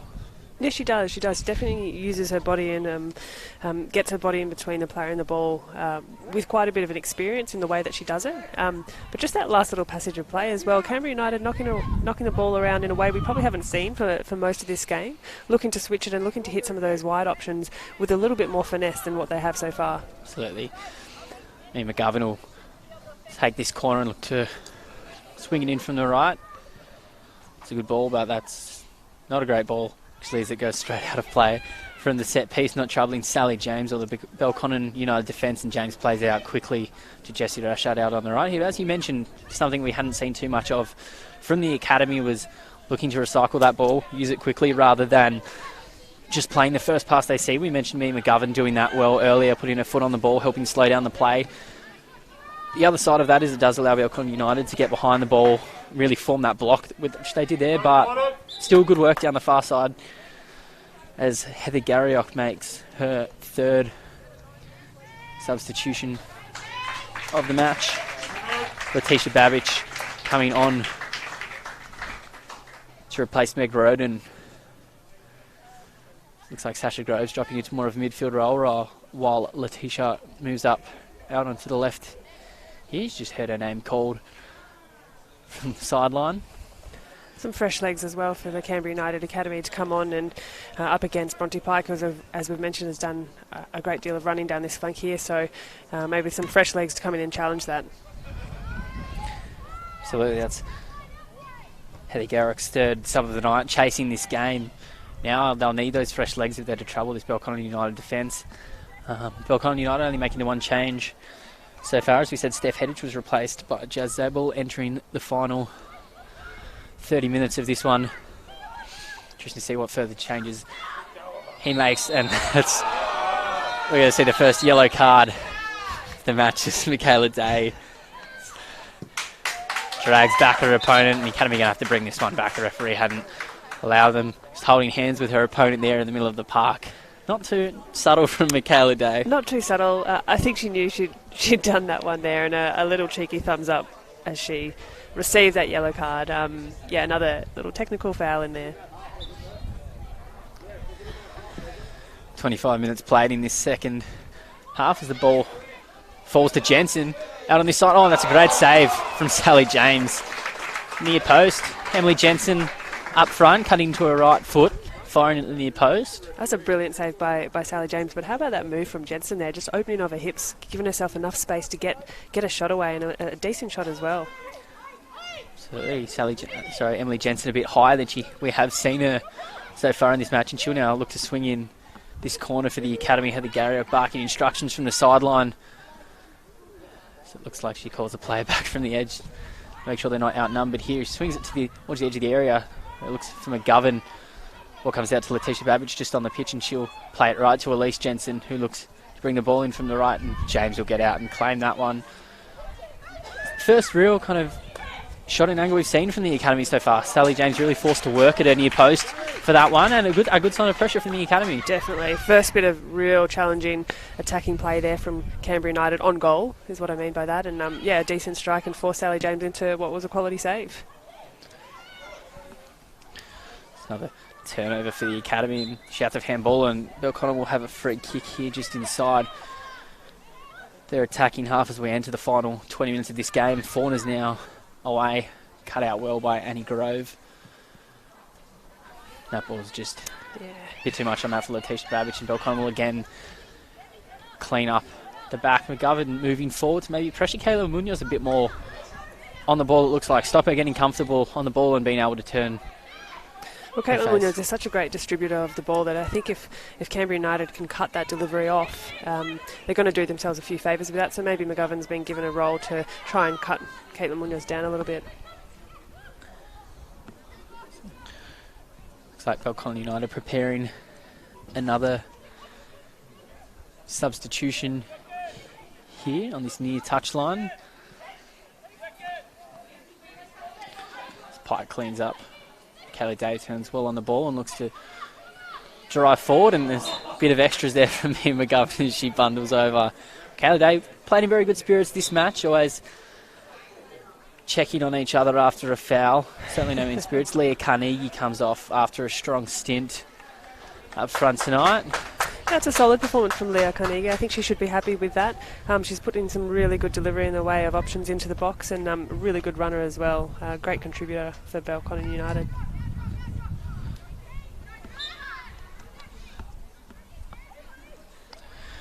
Clark looks to bomb. Free kick long towards goal. Oh, that's almost...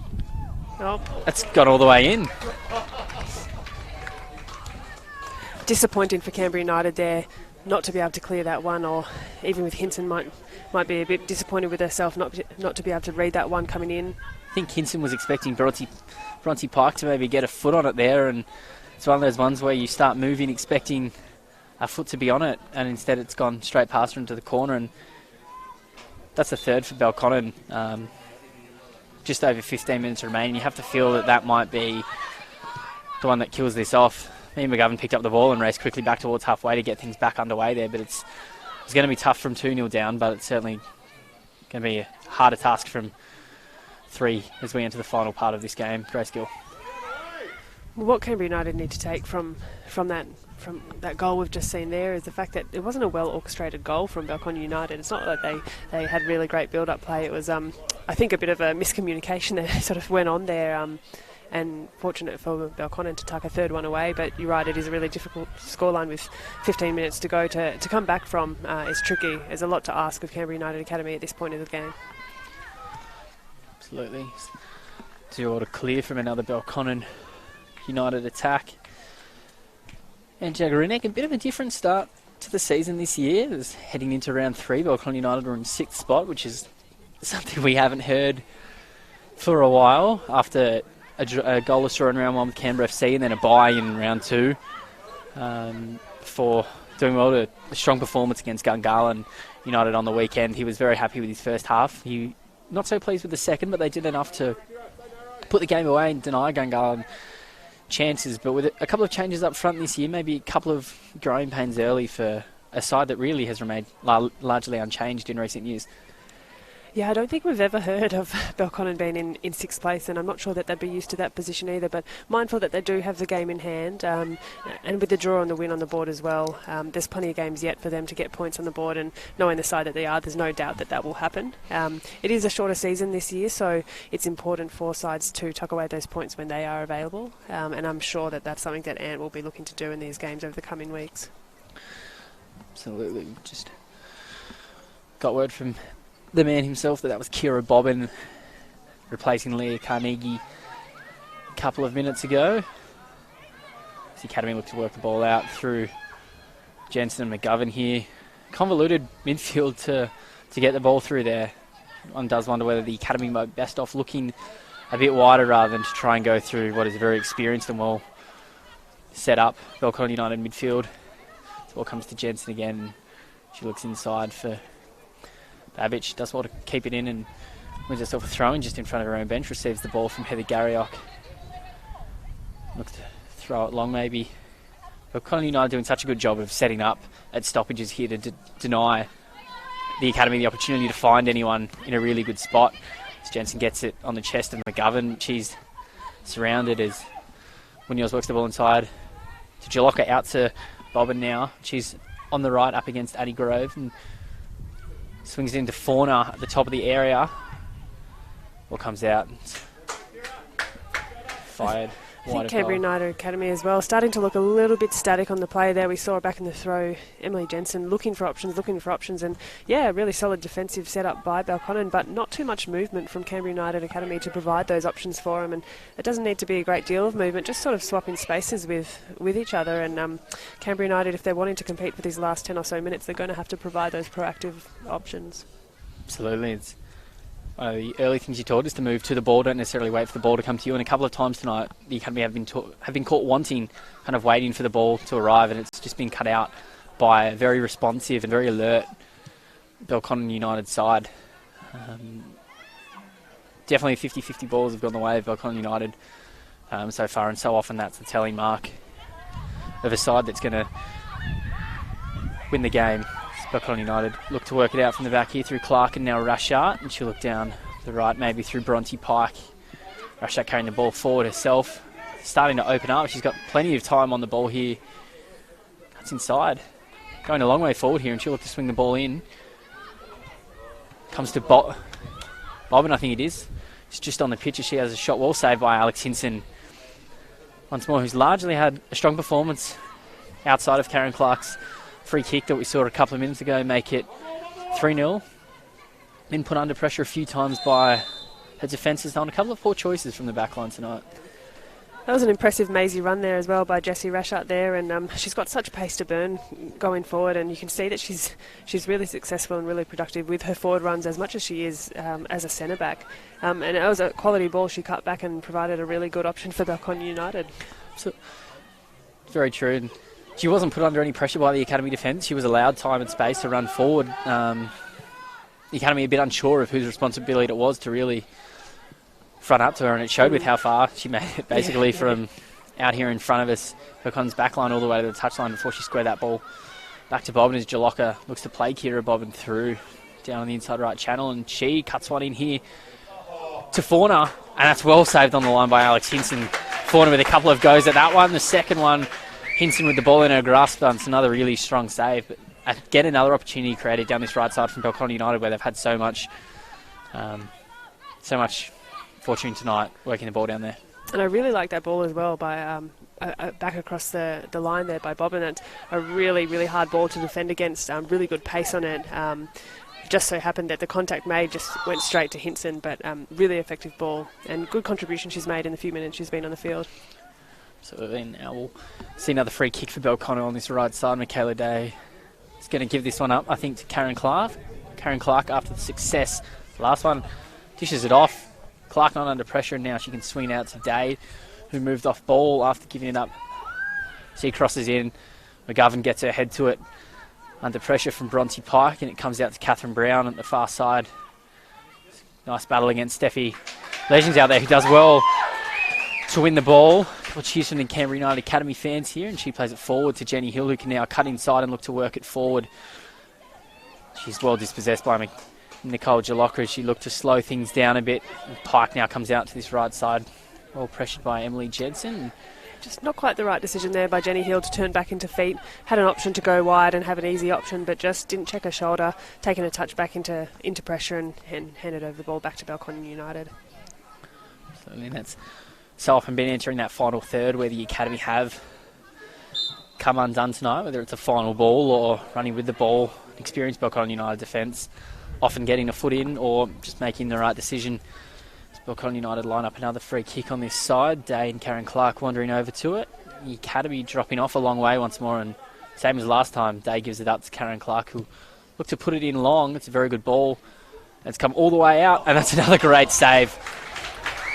Alex Hinson once more denying. It looked like Lexi Fauna or Caitlin Munoz over there.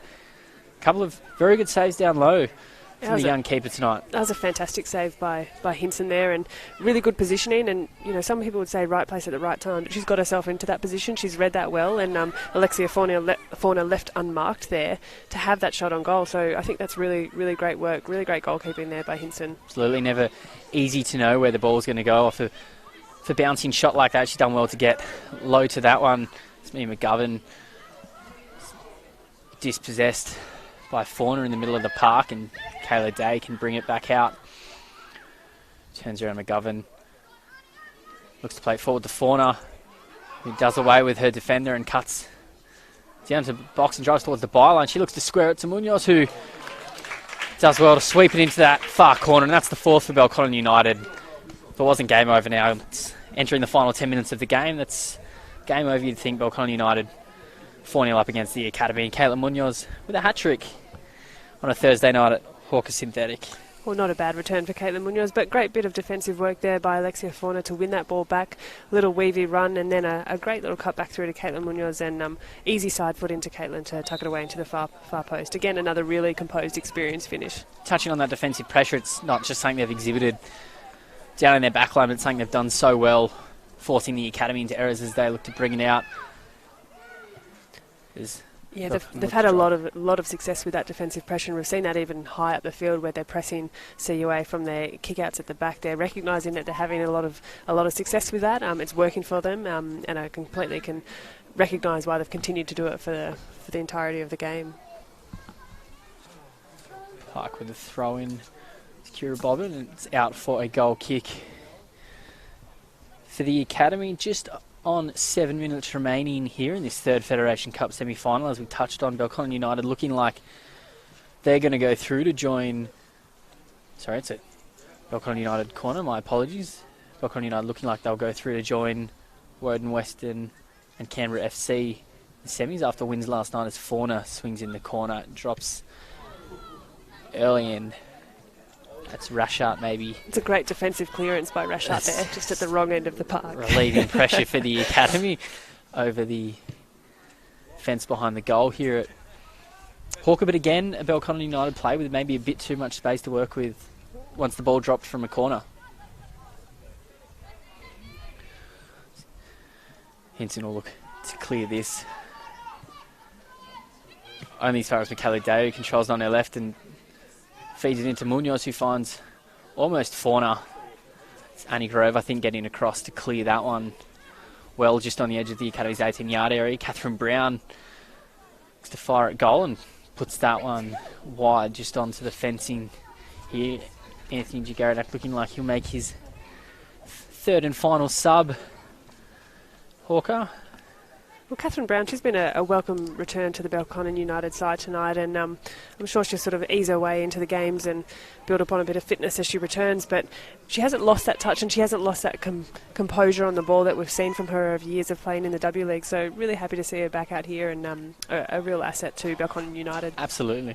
Was a very seasoned defender out here really making her mark tonight against the Academy. Great to see her playing a full 90 as well after spending some time out herself with the knee injury recently, getting back to form, and she will form such an integral part of this Belconnen unit moving forward this year. And again, more competition for positions on Belconnen United. They already have such a solid squad, so to welcome the return of someone like Catherine Brown as well just adds to that. Ball comes into Jalocca, and Alex Hinson just gets her foot to that after an errant back pass from out there on the left, almost sold into a bit of trouble by a defender as Tisha Babbage and Emily Jensen work the ball out. Over here, and the ball again given away in midfield. Pass escaping McGovern. Demi Nikias does well to get across and cover there. Too often tonight, the Academy giving away the ball just outside their own third and really inviting pressure from Belconnen United. Maria Pochi gets set to come on here for Belconnen United. Michaela Day handing over the captain's armband to Nicole Jalocca as she comes off after a very strong stint in the middle of the park and picking up a yellow card. A big smile on her face as she comes off and welcomes Maria to the park. This is a big game as well for Maria Pochi to join such a side, and as a young player stepping into that midfield role, it's a big responsibility. But interested to see how she goes. Not wrong, and it's a great chance for Ant to give some of these young players a taste of football at a high level. You know, cup games are always a very high intensity, as we've seen tonight, particularly against a side like the Academy. They've all stood up very well so far tonight as Bronte Pike just can't get the ball out on this near side. Emily Jensen comes across to take the throw in. We think they're heading into the Easter break and with the clash with Tuggeranong United in the league on the other side, and will be happy with how his side have performed perform tonight in a midweek game? Look, I think he'll be reasonably pleased. Ant's an absolute perfectionist in the way that he's always striving for his team to be better, and that's why we've seen the success of Belconnen over the previous years. So I think he'll walk away from this game with a lot that he'll want the team to work on. Of course, happy with the result if it stands as it is, but I think he'll take away a lot that he'll want the girls to improve upon for the next game. But positive position to be going into the regular games up against Belconnen in the coming week, and he'll be pleased with the result if this is what stands. The Academy will have a bit of work to do as they prepare to move forward in the league. They also have the weekend off this week before returning to action the following weekend. They've had strong wins against Canberra Olympic and the Wagga City Wanderers after stumbling early against Woden Western. Here at Hawker, Hayley Taylor-Young scoring 9 goals in her 3 outings so far, and Sasha Grove, who's up front tonight, scoring 4. It really seems to be so far for the Academy. When they click, they're well and truly on, but when they don't, maybe not such a good night for Heather Garriock and her side. Yeah, it definitely works for them when they're working well together. I think the early game against Woden might have caught them off guard a little bit as they found their feet in the competition. As Belconnen come inside here, and Hinson with another really good save there as Kayla Munoz fires one into the far corner of the net past Alex Hinson. Not much she can do about that one. A 4th goal on the night for Kayla Munoz. Again, Belconnen United capitalising on Canberra United Academy, maybe a bit of a lackadaisical defending at the back there. Yeah, Canberra United not quite able to clear that ball as effectively as they need to, and Caitlin Munoz, we spoke about someone stepping into the role of a goal scorer like Maddie Whittle, and tonight we've seen Caitlin Munoz take that responsibility on, and that finish there was a side-footed finish, and you see the pace and the speed that she can shoot just by stepping onto a ball, and a really composed finish as well to be able to position that with that kind of venom on it. I'm not surprised to see from Caitlin Munoz. It's been a really good turnout for her tonight. Has been a while, I think, since we've seen Caitlin Munoz score 4 goals in an evening, though. She hasn't really had to play goal scorer in recent years, with Maddie Whittle scoring plenty of goals. Obviously, Maddie scoring up more than 30 in that 2017 season. Belconnen made their way to the grand final, the National Premier Leagues, and Maddie, that was kind of the beginning of her introduction as the ball comes inside again to Kayla Munoz, who scoops the ball past Alex Hinson into the top corner for her 5th of the night. Belconnen 6th, and as we enter the final minute of this game in regulation time, that's all she wrote, I think, tonight, Grace. I think that might be it, and another really quality finish from Caitlin Munoz there, but I think she'll be as surprised as anyone that was her right foot. So mark my words, a rare sight, but again, a really quality finish by a very experienced campaigner. Sorry, it's 5 for Belconnen United, not 6 as I said earlier. Caitlin Munoz with all 5 for Belconnen. That's almost United selfish, tonight. isn't it? Some would say, Grace, some would say. No, I'm kidding. It's been a really good performance by Caitlin tonight. Maybe not a scoreline indicative of what we've seen tonight. The Academy have been out of this game for large parts of it, but maybe not a 5-goal scoreline. It's just gotten away from them a little bit here at the end as they've really pushed to chase this game, and Belconnen have just capitalised on holes that the Academy have left as they've gone forward.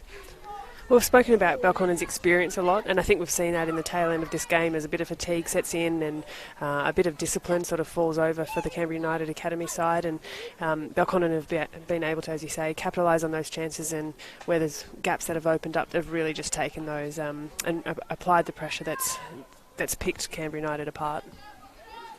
Absolutely.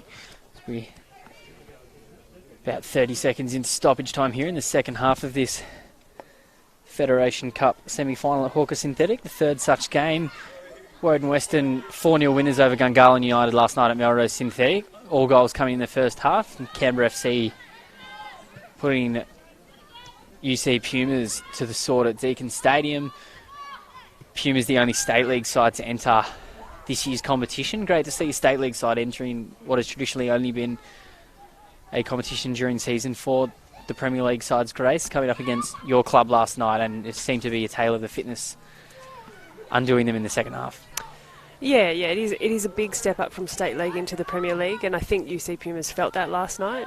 As I mentioned earlier, sort of credit to them trying to play football and trying to play a style of football that's admirable, but I think it just did set aside the difference in the level of the competitions, and there is a big gap there. Absolutely. Munoz can now bring the ball.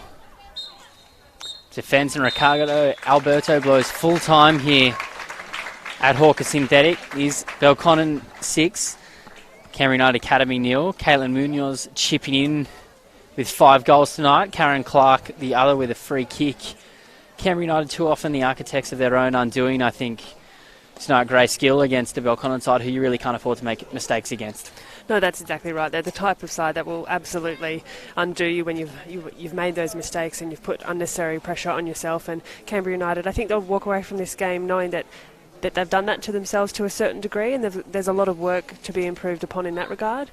Belconnen will be happy with their result, but as I mentioned as well, I think Ant will walk away from this seeing a lot of things that he would like to see his side improve on going into next week's Fed Cup semi-finals. Not wrong there. It's a good early test for the academy early in the season. As we mentioned, they lost a lot of their core, a very different side this year, losing plenty of W League experience, and maybe that's hold a little bit, particularly in the middle tonight. The loss of Carly Ross back and the likes of Laura Hughes. However, the early loss of Hayley Taylor-Young out on that wing certainly didn't help them tonight going forward. No, that's true, and I do best wishes to Hayley. I do hope she's okay. But we did see some promising things from a few players tonight in the way of McGovern there in the midfield, really looking to get on the ball as a young player. Sasha Grove, really aggressive, little tenacious player. And as well, Jensen at the back, Emily Jensen, at the back. Some really good moments of intensity, really looking to try and lift her team. So I think those kind of players, if they can continue to push and step up as leaders in this side, they will continue to grow and develop and be a strong side to deal with later in the season. Some good signs too at the back. Alex Hinson, a strong performance in goals, deputising for Isabel Davian on Ant Jagaranak's side. He'd be happy with how some of his young players stood up tonight after coming off the bench in place of some of his more experienced players who got a couple of minutes rest at the end of the game. Yeah, most certainly, and you've mentioned Hinson there as well. I think she had a lot of work to do tonight, a lot of saves to make, and she made some really quality decisions as well. So really good opportunity for her to get some minutes and to get some exposure at this level. So I think that's a good opportunity for her to step up onto this platform. That's all we've got tonight from Hawker Football Centre. Belconnen United, again, 6-0 winners over the Canberra United Academy, moving into the semi-finals of the 2019 Women's Federation Cup. The final spot in the semi-finals will be decided next week. Right here is Tuggeranong United and Canberra Olympic battle. You can catch that game once again live on Bar TV Sports. Thank you to everyone who tuned in tonight. Have a safe and happy Easter, and we'll see you again next week.